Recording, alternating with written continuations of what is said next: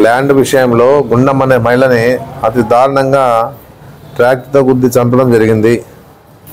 మొన్న 12వ తారీఖున ఆ విషయం జరిగిందని చెప్పేసి కూడా క్లారిటీగా చెప్తాను. సర్వే నంబర్ కూడా 500D అనే ల్యాండ్ని వాళ్ళు ఎవరైతే పెత్తందారులు ఉన్నారో వాళ్ళ చిన్నాయన దగ్గర కొనుగోలు చేశారని చెప్పేసి రిజిస్ట్రేషన్ పత్రాలు కూడా ఉన్నాయి. అయినా ఇది కోర్టులో నడుస్తూ ఉంది. ఇలాంటి పరిస్థితుల్లో అధికారం లేదని చెప్పేసి ఆ రోజుల్లో వాళ్ళు వెనుకడుగేసిన ఈ రోజు ఉండే పరిస్థితుల్లో అధికారం వచ్చిన అహంకారంతో ఈరోజు ఆమెని ఒక మహిళను చూడుకోకుండా కూడా ట్రాక్టర్తో దారుణంగా హత్య చేసే పరిస్థితి కూడా ఉంది.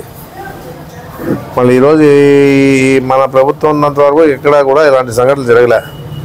మళ్ళీ ఇప్పుడు ఎందుకు జరుగుతా అనేది కూడా అంటే కూటమి ద్వారా ప్రభుత్వం ఏర్పాటైంది కాబట్టి వాళ్ళకి బలం వచ్చినట్లు అయిపోయింది. అందరూ కూడా హత్య గావిస్తూ ఉంటారు.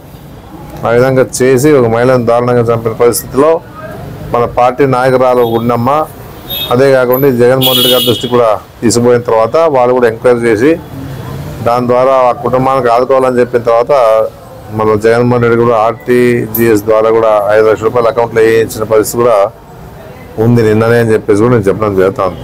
ఎందుకంటే ఇలాంటి దారుణాలు జరగడం చాలా బాధాకరమని చెప్పేసి కూడా నేను చెప్పడం జరుగుతూ ఉంది. ఏదన్నా ఇలాంటి సంఘటనలు ఎప్పుడు కూడా జరగదు. పోలీసు వాళ్ళు కూడా ఇమ్మీడియట్గా యాక్షన్ తీసుకొని ఇమ్మీడియట్గా అరెస్ట్ చేసి వాళ్ళని రిమాండ్ పంపించిన పరిస్థితి కూడా ఉంది. ఎందుకంటే పోలీస్ అనేది చాలా రక్షణగా అందరు ప్రజలు రక్షణగా ఉండే పరిస్థితుల్లో బాగా చర్యలు తీసుకున్నారని చెప్పేసి నేను చెప్పడం జరుగుతూ ఉంది. ఇలాంటి సంఘటనలు జరగకుండా ఉండాలంటే SP గారు మన డిపార్ట్మెంట్ ఇక్కడ లోకల్ డిపార్ట్మెంట్ అంతా కూడా ఊర్లో పోయి అవగాహన సదస్సు ఏర్పాటు చేసి దాని ద్వారా ఎలాంటి సంఘటనలు జరిగితే మీ తగిన చర్యలు తీసుకుంటామని చెప్పేసి వాళ్ళతో మాట్లాడే పరిస్థితి కూడా చేయాలని చెప్పేసి నేను కోరుతాను. ఎందుకంటే రాజకీయంగా కూడా సపోర్ట్ చేయాలి. దీనికి చేస్తూ పోతే ఇలాంటి సంఘటనలు గ్రామాల్లో జరగకుండా ఉంటాయని చెప్పేసి కూడా నా మాట అని చెప్పేసి కూడా నేను చెప్పడం జరుగుతూ ఉంది. ఎందుకంటే ఎప్పుడు ఇలాంటి సంఘటనలు జరగలే.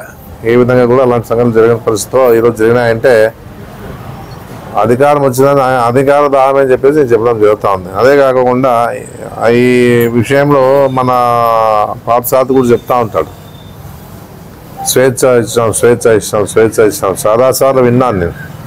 మన ఆదోని ప్రజలే తెలుసుకోవాలి మళ్ళీ ఇప్పుడు స్వేచ్ఛ వచ్చిందా లేకపోతే గతంలో ఏమైనా ఇబ్బంది పడినారా అని చెప్పేసి కూడా వాళ్ళు ఆలోచన చేసుకోవాలి. అంటే మనము ఆయన చెప్పే విషయాలు మన మీద ఇబ్బంది పెట్టినట్లా ఏదో ఈయన వచ్చి స్వేచ్ఛ ఇచ్చినట్లా మాట్లాడే పరిస్థితి జరుగుతూ ఉందని కూడా కనపడుతూ ఉంది. కాబట్టి ఈ విషయాన్ని చెప్పడం జరుగుతూ ఉంది.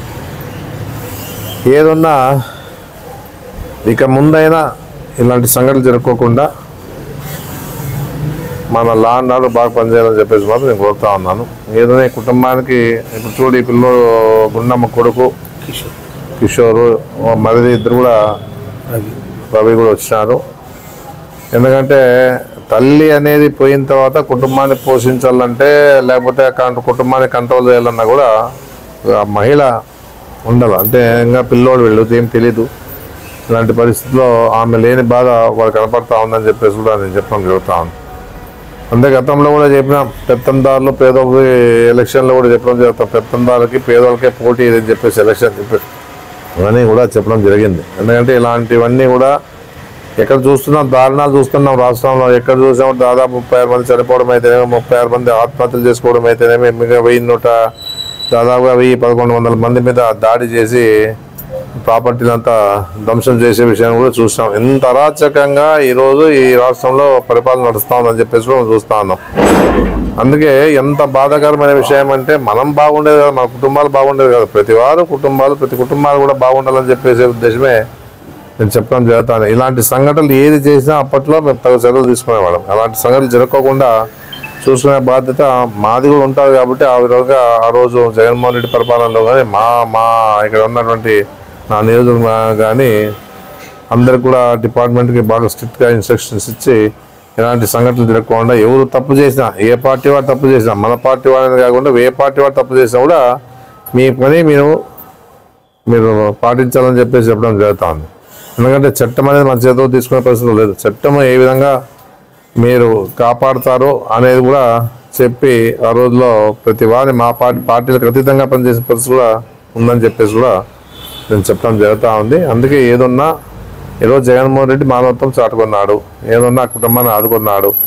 ఏ కుటుంబమైనా పార్టీ వాళ్ళకి సంబంధించిన వాళ్ళు ఎవరైనా ఎలాంటి సంఘటనలు జరిగితేనో తప్పకుండా వాళ్ళకి అన్ని విధాలుగా మా జగన్మోహన్ రెడ్డి గారి దృష్టి తీసుకుపోతాం. వాళ్ళ ద్వారా ఆర్థికంగా సాయం అందించేదాన్ని కూడా త్వరలోనే మళ్ళీ, ఎందుకంటే మొన్ననే గెలిచిన తర్వాత తలసిందుకు కూడా సంఘటనలు జరిగినాయి. ఎందుకంటే రాజీ అయిపోయినారు కాబట్టి ఇలాంటి సమస్యలు లేవు. ఏదన్నా కూడా ప్రజలు ప్రశాంతంగా బతకాలనేదే నేను కోరుతా ఉన్నాను.